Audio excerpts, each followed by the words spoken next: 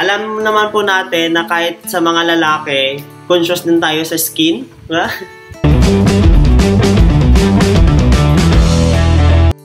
So, hello guys! Good afternoon! So, welcome back to my YouTube channel. And for today's video, yung video po ngayon is short lang kasi medyo napagod ng konti dahil nakatapos lang namin ng photoshoot. Yay!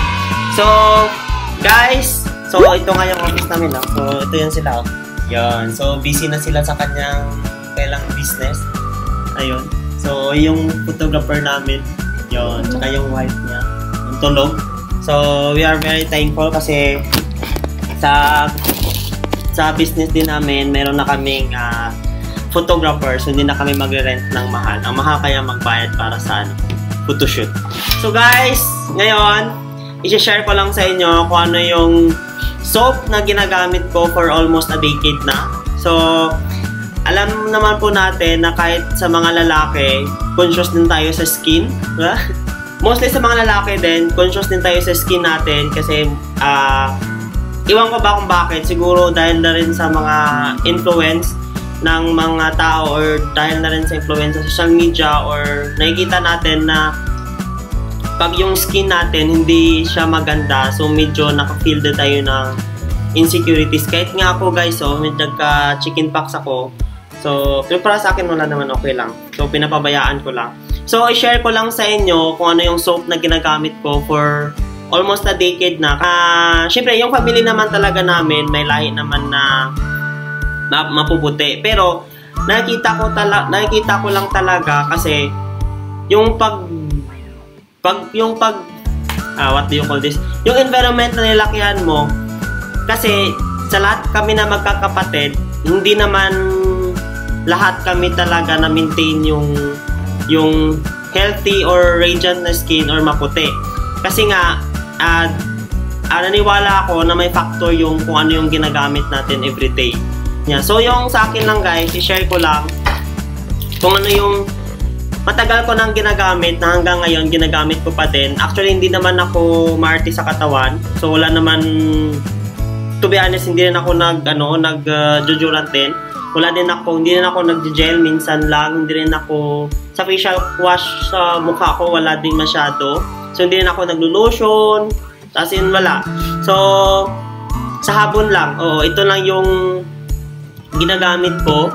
So, basta nanito lang to sa akin, okay na ako pag naliligo or sa skin ko. Kasi nga, naniwala din ako na kung ano yung nasanayan or nagustuhan ng skin mo, so wag mo na siyang bitawan. Kasi, for example, sa facial wash ko noon, nung college ako, nung pag-enter ko ng college, wala naman akong pimples, mga first year, second year college. Pero nung nag-third year, nagka-pimples ako kasi may in-apply ako sa mukha ko.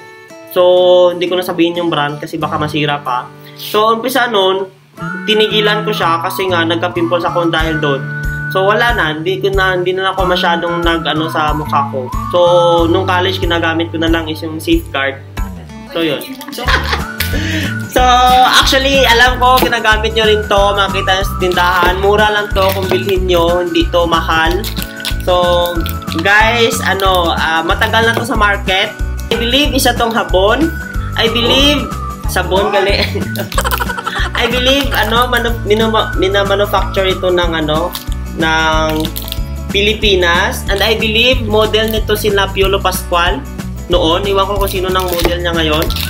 I believe maraming gumagamit nito and I thank you. Joke lang po. So yung ginagamit ko lang po is yung Selka. Yeah, actually guys, binili ko lang talaga to kanina nung nabas ako.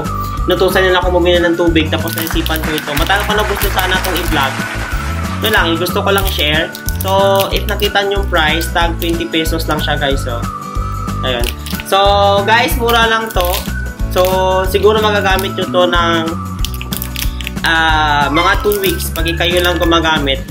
So, kasi, na-test ko kasi to kasi sa work ko kasi paragi akong bilad sa araw. If nakita nyo yung yung kamay ko, ito, medyo medyo may separate na maputi ito sa taas, tapos dito sa baba, maitim kasi nga nagda-drive ako ng motor. So, araw-araw talaga yan, kahit lunchtime, kahit ano, hindi din ako kasi mahilig maglagay ng mga armor kasi ewan ko ba. So, yun lang. So, tested talaga siya na ito, kahit pa paano, hindi ako madaling mangingitim din. Ayun. So, tapos, naniwala din ako pag marami kang ginagamit sa katawan mo, kasi ito, pag marami kasi gina-apply, toxic din kasi yun sa katawan mo eh. So, in the short run, maganda siya tingnan, pero in the long run, nagda-damage yung skin mo. So, kung di mo na siya pag-apply din, medyo pangit na siya tingnan. So, ako guys, limit lang sa paggagamit nyo kung ano man yung ginagamit nyo. Stick lang kayo sa isang products na i-apply sa skin nyo, sa katawan nyo. So, kung sabi ko nga kung ano yung feel nyo na gustuhan ng skin nyo, so, yun na yung gagamitin nyo. Kasi ako, since college, since high school, since sa amin pa sa province, ito na yung ginagamit. So, aside from Safeguard, kasi minsan, pag kung walang available, Safeguard, tapos ito, Silka. So, ngayon, kasi maganda kasi siya, kasi hindi siya, meron kasing ibang sabon na parang anghang, pagkatapos mong gamitin, maanghang sa katawan, maanghang sa balat. Tama ba yun? Maanghang sa balat? Coach? Maanghang? Something mainit, mahapdi. Oo. Something mahapdi sa balat. So, yun. Dito kasi maganda siya, as in. Tapos, hindi kayo nagda-dry skin. Iwan ko lang, kung sa akin kasi hindi ako nagda-dry skin pag ito yung ginagamit ko. So, thank you so much guys for watching and hope you like this video and hope you may nakuha kayo na information na makakatulong ko sa inyo. Hindi naman to magtatagal sa market kung hindi to effective. So, yun lang po masasabi ko. So, thank you so much guys and have a good day. And kung di pa kayo nag-like and nag-subscribe sa channel ko, so pindutin nyo na yung subscribe and on the bell notification para updated kayo sa mga vlog ko. So, bye-bye! Thank you!